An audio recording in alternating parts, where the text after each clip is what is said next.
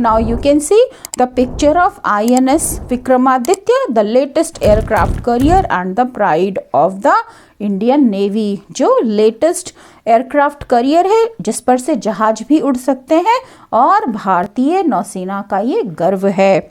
Is that the reason why 4 December is celebrated every year as a Navy Day? क्या यही कारण है कि हर साल 4 दिसंबर को हम नेवी डे के रूप में मनाते हैं? You are smart अमन, तुम होशियार हो Aman, said Uncle Vikrant. Uncle Vikrant ने कहा, patting his nephew's head affectionately. उसके सिर को प्यार से थपथपाते हुए ऐसा अंकल ने कहा. Yes, such a daring deed deserves to be recalled every year. हाँ, ऐसे साहसिक कारनामे को हर साल याद करने की ज़रूरत है. Doesn't it? क्या ऐसा नहीं है? अमन नॉडेड हैप्पीली. अमन ने खुशी से सिर हिलाया. Thinking of how proud the nation must be of her heroes. ये सोचते हुए कि देश को अपने हीरोज पर कितना गर्व है. But remember अमन, लेकिन याद रखो अमन, a good navy is not only about war and fighting on the seas. एक अच्छी नेवी ना केवल युद्ध के लिए है और ना ही केवल उसका काम समुद्र में युद्ध करना है. According to former US president Theodore Roosevelt. Former यानी पूर्व यूएस के प्रेसिडेंट थियोडोर रोजवेल्ट के अनुसार, a good navy is not a provocation to war. एक अच्छी नेवी युद्ध को नहीं उकसाती है. It is surest guarantee of peace. बल्कि यह शांति की पक्की गारंटी देती है. I will tell you how the work on a warship is carried out, said Naren. Naren ने कहा कि मैं तुम्हें बताऊंगा कि जहाज पर कैसे काम होता है, युद्धपोतों पर कैसे काम किया जाता है. Life on a warship or a submarine is fraught with challenges. Uncle Naren कहते हैं कि वॉरशिप्स यानी जो युद्ध के पोत होते हैं और सबमरीन यानी जो पनडुब्बियाँ होती हैं, उनमें जीवन चुनौतियों से भरा होता है. अ वॉरशिप, अ सबमरीन और a naval air station is commanded by the commanding officer CO. एक वॉरशिप एक युद्धपोत, सबमरीन एक पनडुब्बी और अ नवल एयर स्टेशन या फिर नेवी का जो एयर स्टेशन है वो कमांडिंग ऑफिसर के द्वारा कमांड किया जाता है. He is assisted by the executive officer. और उनको असिस्ट करते हैं executive officer who heads the executive department, जो एग्जीक्यूटिव डिपार्टमेंट के हेड होते हैं. And is the second in command, और वो सेकेंड कमांडर होते हैं. The other heads of departments are responsible to the CO for the efficient functioning of their respective departments. और बाकी डिपार्टमेंट्स के जो हेड होते हैं वो अपने अपने विभाग के कुशल कामकाज के लिए जिम्मेदार होते हैं. उनकी वहाँ के CO को जवाबदेही बनती है. The engineer officer maintains the ship. और जो इंजीनियर ऑफिसर्स हैं उनकी जिम्मेदारी शिप को मेंटेन करना है. The electrical officer maintains the capability to generate and distribute electricity on board. और जो इलेक्ट्रिकल ऑफिसर्स होते हैं उनकी जिम्मेदारी है इलेक्ट्रिसिटी को जनरेट करना यानी बिजली का उत्पादन करना और उसे बराबर डिस्ट्रीब्यूट करना. Looks after the weapons and sensors. और वो साथ ही साथ जो वेपन्स हैं यानी जो हथियार हैं और साथ ही साथ जो सेंसर्स हैं उनकी वो देखभाल करते हैं. The logistics officer looks after the supply of food. Logistic officer खाने की सप्लाई का ध्यान रखते हैं. क्लोथिंग एंड फ्यूल, साथ ही साथ कपड़ों की और ईंधन का भी वो ध्यान रखते हैं. And ensures that the men are well taken care of.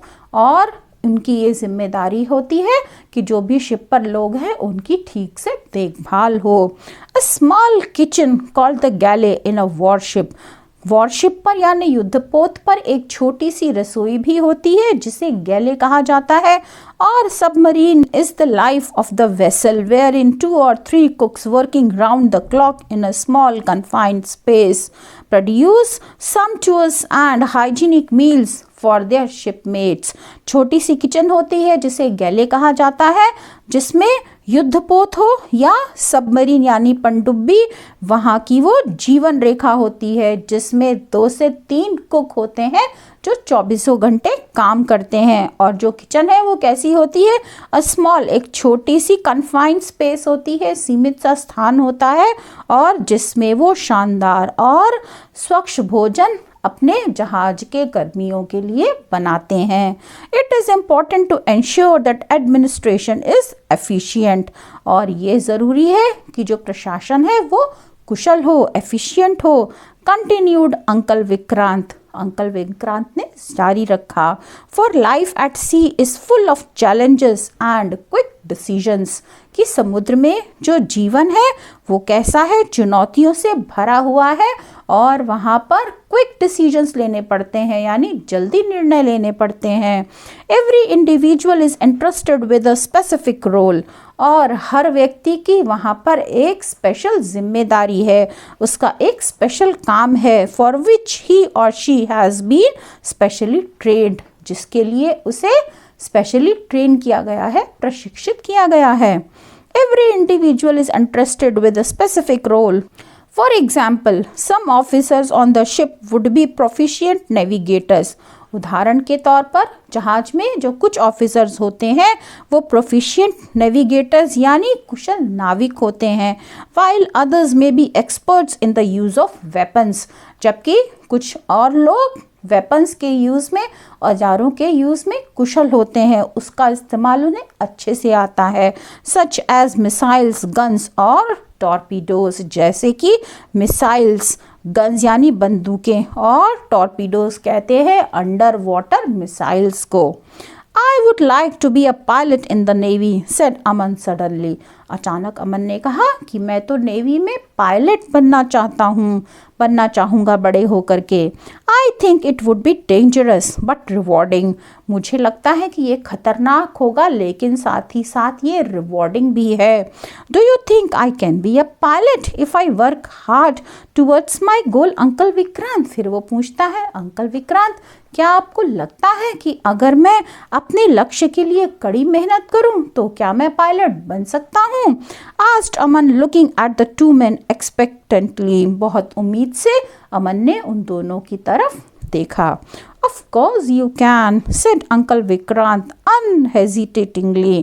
बेझिझक होकर अंकल विक्रांत ने कहा, of course, क्यों नहीं?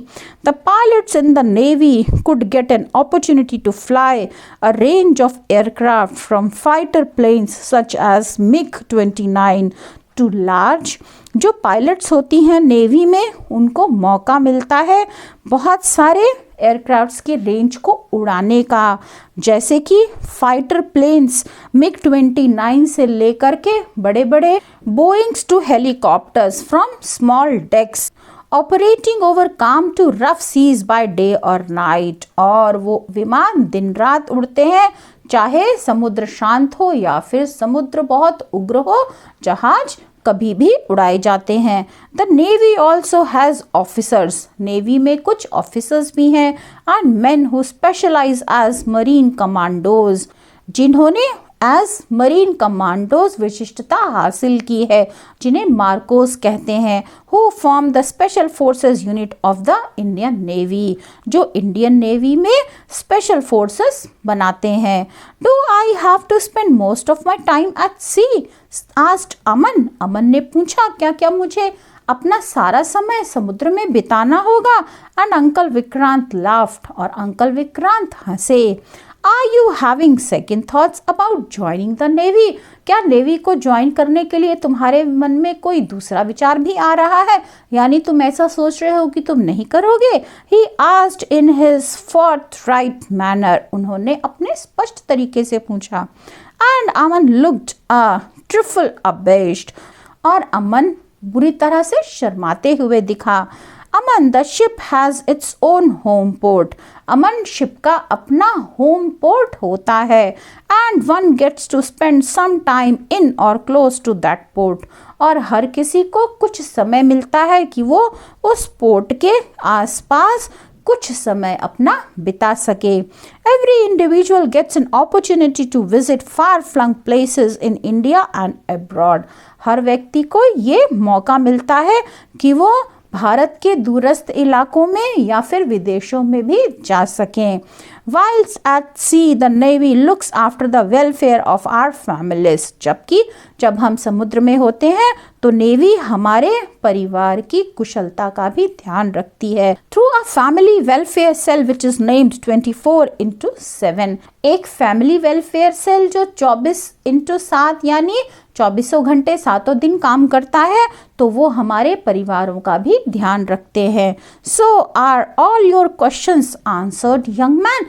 तो क्या तुम्हें तुम्हारे सारे प्रश्नों का उत्तर मिल गया, young man? Asked Naren. Naren ने पूछा। Aman nodded and thanked him and his uncle. तो अमन ने सिर हिलाया यस में और उसने अपने अंकल को और उनके फ्रेंड को थैंक यू कहा। Then holding his uncle's hands he asked, फिर अपने अंकल का हाथ पकड़ते हुए उसने पूछा, would both of you come over to our school to address the students? क्या आप दोनों हमारे स्कूल में आकर के स्टूडेंट्स को एड्रेस करेंगे, यानी उन्हें संबोधित करेंगे? My classmates are eager to know how the navy works. मेरे क्लासमेट्स, मेरे सहपाठी ये जानने के लिए उत्सुक हैं कि नेवी कैसे काम करती है, and would like to hear more about it from both of you.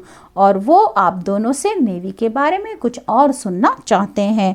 If you share some of your experiences with us it would be wonderful. अगर आप दोनों हम लोगों के साथ अपने कुछ और तजुर्बे शेयर करेंगे तो ये बहुत ही अच्छा होगा। We certainly will, said the two friends together. हम ज़रूर करेंगे, दोनों दोस्तों ने एक साथ कहा। Keep your questions ready and we'll be there to answer them. अपने प्रश्नों को तैयार रखो और हम वहाँ पर उनका उत्तर देने के लिए ज़रूर होंगे। अमन thanked them and the three of them went out to the ice cream parlor. अमन ने उन्हें थैंक यू कहा और फिर तीनों आइसक्रीम पार्लर की ओर चल दिए। To have the treat that the naval officer had promised his nephew. उस दावत के लिए जो नेवी के ऑफिसर ने अपने नेफ्यू को, अपने भतीजे को, जिसका प्रॉमिस किया था। तो स्टूडेंट्स, ये थे कुछ अंश जो लिए गए थे फ्रॉम रियर एडमिरल संजय वाडगांवकर के सुझाव से। So students, that's all for today. I hope you have understood the chapter. If you like the video, then press on like button, share this video with your friends and classmates, and don't forget to subscribe my channel. See you soon. Till then, bye bye. Have a good day.